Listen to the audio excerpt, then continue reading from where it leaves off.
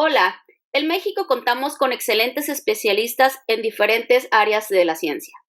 En esta ocasión tengo otro invitado de lujo. Me acompaña Alejandro Sánchez. Es químico y experto en neurociencias. Alejandro trabaja en la Facultad de Ciencias de la Universidad Autónoma de Baja California y en esta ocasión nos hablará sobre el Parkinson. Muchas gracias, Alejandro, por haber aceptado mi invitación. Te cedo la palabra. Muchas gracias, Elene. Les agradezco esta invitación. Me fascina este tipo de pláticas con el público porque así podemos llegar a ellos y que sepan qué es lo que hacemos en el laboratorio, qué es lo que pasamos tanto tiempo haciendo, ¿no? Yo tengo mi licenciatura es en química, así que tengo buenas bases de química, pero también tengo postdoctorado en ingeniería genética y tengo algunos postdoctorados en neurociencias, que es mi especialidad, ¿sí? Entonces, hoy les voy a hablar de lo que es el Parkinson. El Parkinson, todo lo relacionamos con lo que es el movimiento, que hay una alteración del movimiento, la gente empieza a temblar un poquito cuando le da Parkinson y rápido lo detecta uno. Pero ahorita quiero que profundicemos un poquito. Fíjense bien, ¿qué es el Parkinson? Vamos a ver la definición primero. Es una enfermedad neurodegenerativa progresiva del sistema nervioso que afecta el movimiento. Eso sería por definición.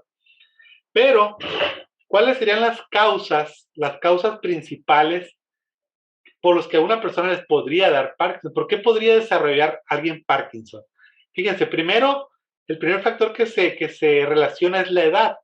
Arriba de los 50 o 60 años es cuando se empiezan a presentar la mayor cantidad de casos.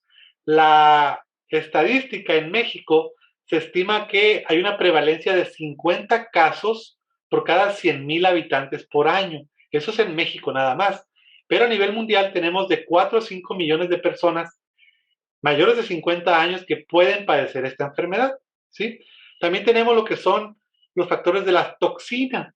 Dentro de las toxinas entran lo que son algunos medicamentos que se sabe que pueden causar Parkinson, como por ejemplo los medicamentos que se utilizan contra la paranoia, contra la esquizofrenia, contra ese tipo de enfermedades, pueden desarrollar o provocar que las personas desarrollen Parkinson.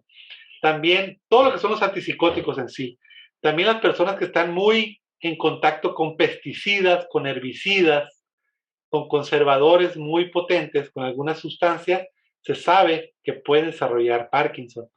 La genética, otro factor importante, se sabe por estadística que personas que tienen un papá o un hermano con Parkinson generalmente empiezan a presentar síntomas después de una edad de 50, 60 años. El género también afecta un poquito. Los hombres padecemos el doble de porcentaje que las mujeres, es decir, la proporción es 2 a 1. Y también viene la parte de los traumatismos cráneoencefálicos, esto es, cuando hay un accidente, un golpe fuerte en la cabeza, personas que se dedican al boxeo, y tenemos el caso del famoso Muhammad Ali, ¿no? Desarrolló Parkinson después de su carrera de boxeo, y pues por golpes, esto es más bien por golpes, aunque en un menor porcentaje, es un 5 al 10%, comparado con los demás factores de riesgo, como son la edad, la parte genética y lo demás que ya les mencioné, ¿sí? Ahora, a manera de historia, fíjense bien, desde 1817 se registró por primera vez, había un doctor que se llamaba James Parkinson, que era de Inglaterra, él registró por primera vez en un documento científico estos síntomas y lo definieron como enfermedad o mal de Parkinson, ¿sí? Pero desde mucho antes ya hay casos ahí registrados de personas que tenían estos problemas de que les temblaban las manos o los pies o perdían movimiento. Así que vamos a ver un poquito más acerca de estos síntomas más adelante. Pero, ¿cómo es que se desarrolla el Parkinson? Fíjense muy bien. Tenemos una persona normal, una persona sana, se puede decir, que le ocurre una disminución de la dopamina. La dopamina altera la actividad cerebral. Esta dopamina es un neurotransmisor. ¿Sí? Ahorita les voy a hablar. En este caso de Parkinson, existen dos actores principales, dos neurotransmisores. Uno se llama dopamina, el otro se llama acetilcolina. Entonces hay una relación directa entre ellas y ahorita les voy a explicar un poquito más. Fíjense. En una persona sana, las neuronas productoras de dopamina se encuentran en una región que se llama sustancia negra o sustancia negra, que está exactamente arriba de lo que es el cerebelo, en el puro centro del cerebro, ahí está la zona donde están las neuronas dopaminérgicas, es decir, las neuronas que producen dopamina, ¿sí? Estas neuronas transmiten esta dopamina a las zonas del cerebro que controlan el movimiento y el equilibrio. ¿Cómo ocurre esto? Ocurre por medio de la sinapsis. La sinapsis, ¿se acuerdan que existe la sinapsis química y la sinapsis eléctrica? En este caso es una sinapsis química donde están involucrados los neurotransmisores. ¿Okay? ¿Cuáles neurotransmisores? Como les decía, es la dopamina y la acetilcolina. La dopamina tiene una función inhibidora y la acetilcolina tiene una función excitatora del movimiento. Todo esto se lleva a cabo por medio de estos neurotransmisores en sus respectivos receptores. Aquí tenemos un dibujito en la pantalla que ven una célula así como con muchos pelitos. Esa es una neurona, es el núcleo de la neurona. Después tiene un axón y al final del axón tiene unas dendritas y se da una señal. Esa neurona le va a dar una señal a una siguiente neurona y así ocurre la señalización en una sola dirección. Y esta señal, ¿cómo se da? Por medio de estos neurotransmisores. Ahora, tiene que haber una cantidad exacta, óptima, tanto de dopamina como de acetilcolina, porque si hay mucha o poca dopamina, hay una serie de trastornos increíbles que ocurren. Entre ellos, pues el Parkinson se debe a que hay una baja cantidad o nula cantidad de dopamina. Entonces vamos a ahí poner como actor principal a la dopamina. ¿Okay? Fíjense, ¿cuáles son los síntomas de esta enfermedad de Parkinson? Síntomas motores, bradicinesia, cialorrea, tienen que ver con lo que es los movimientos, la lentitud de los movimientos, la agilidad de cómo moverse. Viene también la inestabilidad postural, se empieza uno a encorvar hacia abajo. Hay temblores, hay rigidez muscular y flacidez, hay dificultad para caminar, congelación de movimientos incluso, ¿no?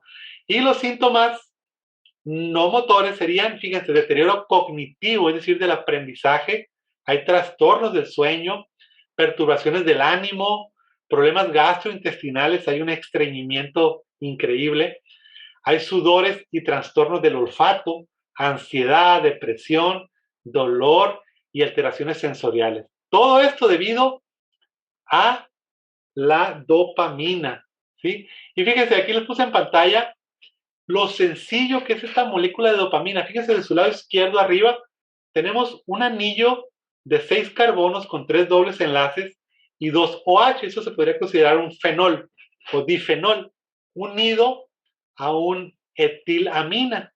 Esa como línea que está con un NH2 es una etilamina. Es una molécula súper sencilla que funciona como hormona. Entonces, fíjense, si desde el año 1800 por allá se descubrió o se describió esto de que era el Parkinson, después en los años de 1960, en los años 60 fue cuando ya se supo que en los pacientes que tenían Parkinson, después de que se les hacía la autopsia, su cerebro tenía baja cantidad de dopamina. Fíjense la cantidad de años que ocurrió y que transcurrió para que pudiéramos saber que la dopamina era la causante ahí de estos problemas. Del lado derecho tenemos a su otro neurotransmisor, la acetilcolina, que también tiene una relación directa con la dopamina. Y fíjense el tipo de molécula que estamos viendo ahí. Es un nitrógeno con 3 grupos metilo del lado derecho, unido a una especie de éster con un grupo metilo del lado izquierdo. Entonces estas moléculas, principalmente lo que es la dopamina, a nivel de química orgánica, es una molécula muy sencilla, aunque su síntesis es compleja, ahorita se las voy a enseñar. Pero abajo también les puse lo que es una sinapsis, ¿no? Cómo tienen una neurona conectada a otra neurona, después ese pequeño círculo negro se aumenta para que vean dónde está la dopamina, que son esas circulitos, esferas rojas que están ahí, cómo se unen a los receptores de la dopamina y cómo es que funcionaría normalmente en un cerebro sano, ¿sí? Entonces es la especie de sinapsis química que es la que les trataba de explicar. Pero a mí me sorprende mucho que esta molécula tan sencilla, dopamina, nos genere tantos problemas y que hasta la fecha para Parkinson no hay cura. No hay cura. Los medicamentos que te dan son para actuar sobre los síntomas y también sobre las reacciones secundarias de aplicar los medicamentos contra Parkinson. Entonces, creo que hay mucho por hacer si es que lo atacamos de un lado diferente. Fíjense, dentro de las funciones de la dopamina, y ahí se las puse arriba otra vez la dopamina y un cerebro para que vean lo sencillo que es esta molécula, está lo que es la regulación del estado de ánimo, la función locomotora, regulación del sueño, regulación de la actividad cardíaca, regulación de aprendizaje, regulación de la sociabilidad, ¿sí? Lo que es la esquizofrenia, fobias sociales, antisociabilidad, apatía, trastorno bipolar, ¿sí? Todo eso, fíjense cómo afecta, ¿no? El desarrollo de la personalidad de uno, lo que es la parte artística también está relacionada ahí porque pues el ánimo va de la mano ahí con la creatividad y con el ser artista también van mucho de la mano. Por eso dice que muchos de los artistas están un poquito loquitos, ¿no? Son los que crean cosas también, tenemos ahí una personalidad interesante. La sensación de relajación y bienestar, aunque también depende evidentemente de cada persona, ¿no? Como algunos se sienten satisfechos con lo que uno hace y a otras personas nada los llena, ¿no? Y la regulación de la memoria, sobre todo la de corto plazo, también está relacionada con la dopamina, ¿sí? Y fíjense aquí una esquema que encontré por ahí muy padre de la dopamina, sigue estando ahí presente la molécula.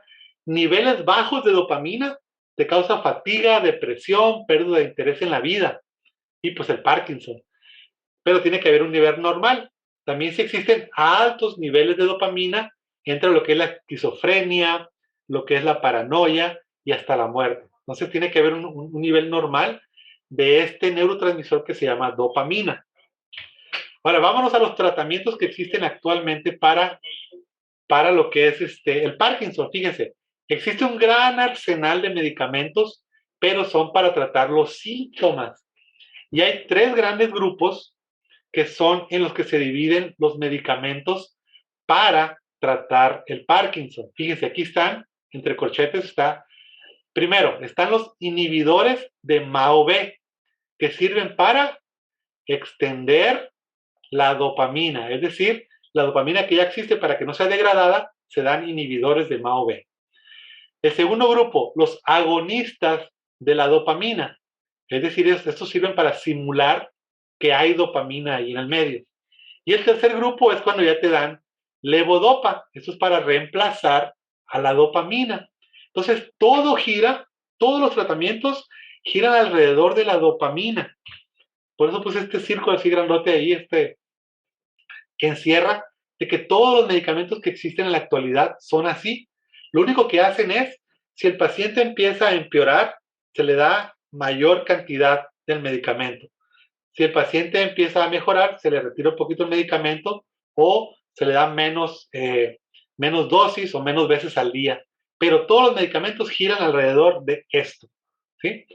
También demasiado medicamento, demasiado levodopa, también aumenta los síntomas no deseados, como les decía, estreñimiento, problemas de sueño, sudoración, depresión, etc.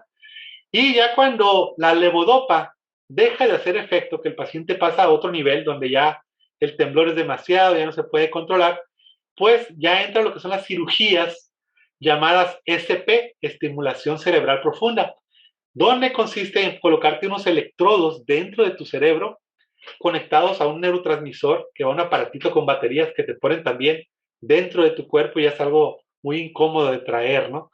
Y ese está conectado a un neuroestimulador. Entonces está una especie de corriente ahí eléctrica que te está dando como shocks pequeños en lo que es la sustancia negra.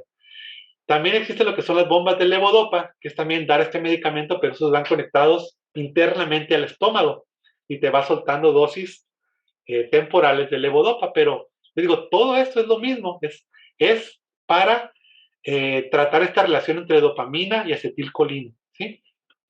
Bueno, nuestra estrategia, lo que yo quería compartirles hoy, ¿por qué estoy un poco emocionado de este proyecto que tenemos? Porque nuestra estrategia consiste en esto, fíjense muy bien, utilizar nuestro modelo biológico que ya conocemos, que es una sanguijuela que se llama Irudo medicinalis. Nosotros la hemos estudiado por mucho tiempo para estudiar lo que es la sinapsis eléctrica, es decir, otro tipo de padecimientos.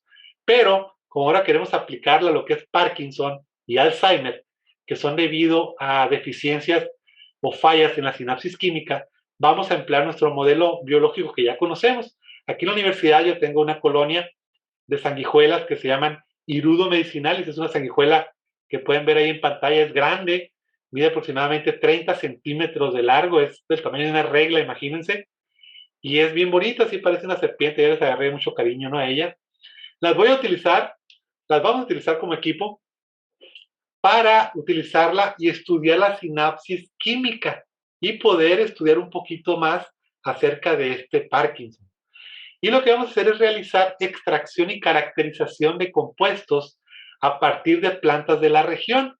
No les doy los nombres de las plantas porque es un trabajo que apenas se va a publicar, estamos trabajando en él, pero son plantas que tienen propiedades que ya se conoce, que la gente conoce que sirven para mejorar ciertos síntomas. Entonces, nosotros estamos extrayendo, utilizando nuestros conocimientos en química orgánica para extraerlos por diferentes técnicas, después los caracterizamos y los aplicamos a nuestro modelo biológico, ¿sí?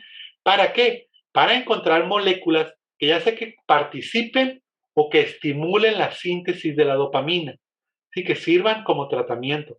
Entonces estamos mezclando nuestra área de química orgánica con nuestros fundamentos de neurociencias y todo lo que es la parte de saber manejar a esta sanguijuela tan noble que es para trabajar, ¿sí?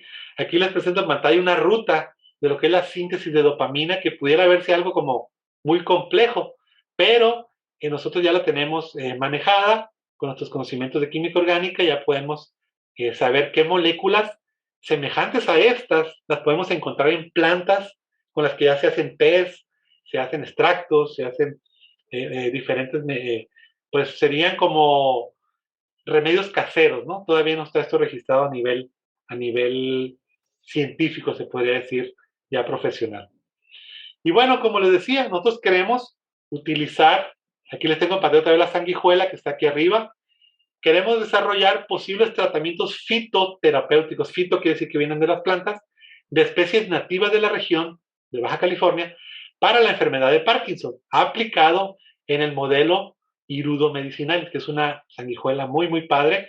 Aquí les puse fotos de lo que son los circuitos que ya conocemos, son circuitos de neuronas, esos que están viendo en pantalla, tomada de este animalito de la sanguijuela, que es un gusano anillado, es un animalito, una sanguijuela.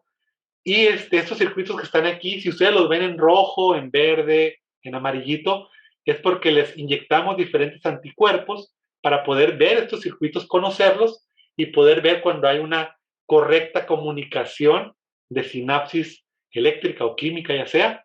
Y las fotos las tomamos con microscopios confocales, que también sabemos manejar esas técnicas para poder hacer todo este tipo de procesos. Si se dan cuenta, estamos haciendo un proyecto pues multidisciplinario, ¿no? Muchas áreas integradas para poder, pues, ¿cómo les podría decir? Dominar esta molécula tan sencilla que no hemos podido controlar, ¿no? A mí me desespera porque digo, tantos años, cientos de años que han pasado y aún no hay cura para el Parkinson, y a uno le entra ya más la desesperación cuando un familiar empieza con los síntomas de Parkinson, ¿no? Empieza a temblar la manita derecha, siempre empieza con una mitad del cuerpo, y dices, ah, caray, y te preguntan ellos mismos, oye, ¿tú qué haces en neurociencias? ¿Qué tan avanzado van a ir los experimentos o los avances con respecto al Parkinson, ¿no? Entonces, se han encontrado medicamentos, pero todos giran alrededor de esta dopamina, acetilcolina, y lo que se ha encontrado son terapias, por ejemplo, hay unos experimentos muy interesantes, que personas con Parkinson ligero los pusieron a practicar box, sí, el boxeo, es un entrenamiento de boxeo, pero sin contacto, mucho ojo, no los vas a poner a boxear contra alguien porque les va a ir peor. Boxeo sin contacto, y les ha generado un bienestar en todo sentido, desde se ha mejorado su memoria, se les hace un examen completo y todos sus síntomas han mejorado.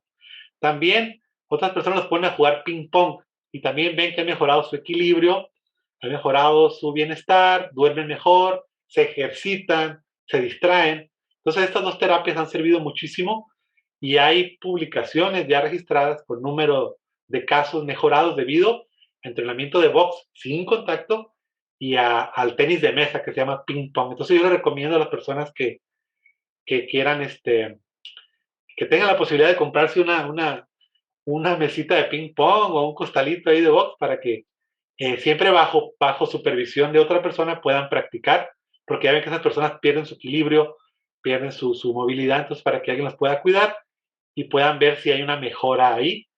Y pues en cuanto se publique esto, yo trataré de hacerlo público para que la gente se beneficie de nuestros hallazgos aquí en esto, ¿no? Creo que con eso terminamos lo que es la plática que tenía con Selene. Le agradezco mucho la invitación y aquí tienen mis datos. Les dejo mi correo por si gustan compartirme alguna experiencia. Si tienen preguntas, les puedo mandar referencias, las referencias que yo tengo aquí a la mano. Ahí las tengo ya listas en PDF para que las personas que gusten investigar más, pues tengan la oportunidad de, de, de conocer más de este Parkinson y ver cómo va toda la vida ahí. Parkinson es la segunda enfermedad después del Alzheimer que se debe a lo que es la sinapsis química y también, pues también lo que es el Alzheimer tampoco tiene cura todavía, está todo en investigación, se puede decir, ¿no? Entonces, eso es todo, Selena, muchas gracias. Entonces, si hay alguna pregunta que quieran comentar. Sí, primeramente muchas gracias Alejandro por aceptar la invitación y compartirnos tus conocimientos sobre estos interesantísimos temas y que afectan a la comunidad y no sabemos, o sea, desafortunadamente no se sabe si lo vamos a padecer o no. Esa es una de mis preguntas. ¿Cómo sabríamos cuáles son las alertas para este tipo de enfermedades? Sí, pues la etiología, que es el origen, ¿no? El origen es desconocido todavía, pero la mayoría de las personas, el gran porcentaje es genético, en los casos que se presentan. Entonces, sí, generalmente es si hay un familiar, un ancestro por ahí que haya padecido, pues sí, sobre todo les digo también, si uno es varón, pues tiene el doble de posibilidad de padecerlo. Si uno ha estado expuesto a muchos químicos sin protección, también hay un riesgo, o sea, no se sabe, como dice Selene, no se sabe a cierta, pero fíjese, hay formas de nosotros prevenir un poquito. Hay una forma de nosotros generar dopamina de manera natural, ¿sí? Se llama estimular los químicos de la felicidad que se llaman, ¿no? Como la dopamina. Esto es dormir de 7 a 9 horas, celebrar nuestros logros, hacer ejercicio. Esas son formas naturales de generar dopamina natural, sin que nos tomemos medicamentos, ni pastillas, ni nada. Y sobre todo, pues comer muchas frutas y verduras, como le decimos a los niños. Ahí hay mucha sabiduría en estos consejos tan sabios, la verdad. Ahí viene una serie de moléculas que ayudan como precursores para estas moléculas y neurotransmisores. Y tengo otra pregunta sobre esta investigación que se está haciendo en la sanguijuela. ¿El objetivo es generar pastillas, inyecciones o test o cómo, Sí, cómo un humano, ya cuando se tenga pues el resultado y se pueda utilizar en humanos, el objetivo es cómo nosotros lo ingerimos? sí, pues el plan de nosotros es mantenerlo lo más natural y orgánico que se pueda. Recomendarles, ¿sabes qué? Este alimento, esta planta es la buena. Ahora, siempre ocurre que cuando a una planta se le descubre algún beneficio contra el cáncer o contra una de ese tipo de enfermedades, pues la gente arrasa con esta planta y se la acaba. Ahí es donde entra la biotecnología. Sí, ahí seguiría el siguiente paso, que es encontrar los genes responsables o atrás de estas moléculas que tienen el efecto, el principio activo, y tratar de usar la biotecnología para generar el remedio que pudiera llegar a las personas. Pero sí, tratamos de que sea lo más natural y orgánico que se puede, porque todos los medicamentos que se generan tienen efectos secundarios no deseables. Entonces, queremos mantenerlo, que la gente se beneficie realmente, que no salga más caro el caldo que las albóndigas, dicen muchos ahorita que es Claro. hora de comer. Entonces, queremos hacer todo el plan para que llegue a las personas de la manera más adecuada. Perfecto, pues muchas gracias. Este es tu espacio. Con mucho gusto, ahora sí que es un gustazo y me emociona platicarlo porque siento que estoy platicando con las personas, ahí tomándome un café, no sé, informalmente, y generalmente esas personas te dan ideas, oye, ¿por qué no esta plantita que mi abuelito usaba o por qué no este otro compuesto? O yo encontré un artículo de esto, entonces nos enriquecemos y me voy más emocionado a seguir trabajándole con mucho empeño. Muchas gracias. Nos vemos Gracias, próximamente. Elene. Hasta luego. Hasta luego, gracias. Bye. Adiós.